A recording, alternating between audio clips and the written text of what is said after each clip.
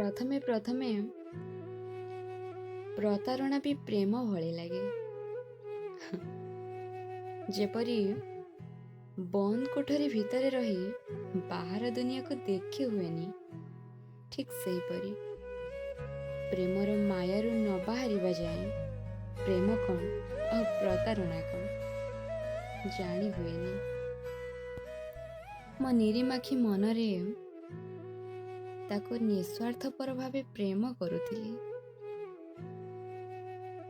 ମୋ ନିଃସ୍ୱାର୍ଥପର ପ୍ରେମକୁ ତା ସ୍ୱାର୍ଥବାଦୀ ଛଳନା କାଚର ଟୁକୁରା ପରି ମୋ ହୃଦୟକୁ ଚୁନା ଚୁନା କରିଦେଲା।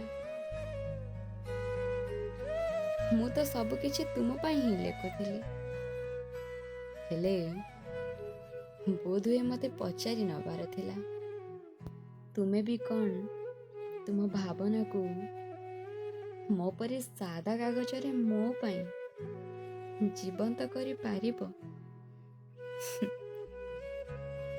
ତୁମେ ବୋଧହୁଏ ତୁମ ଆଖିରେ ଆଉ କିଛି କଥା ଲୁଚେଇ ରଖି ଓଠରେ ଆଉ କିଛି କହୁଥିଲ।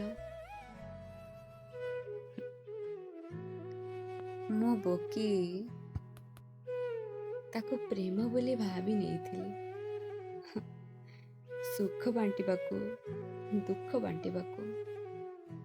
ମୁଁ ଶେଷରେ ଛଳନାର ହାତ ଧରି ନେଇଥିଲି।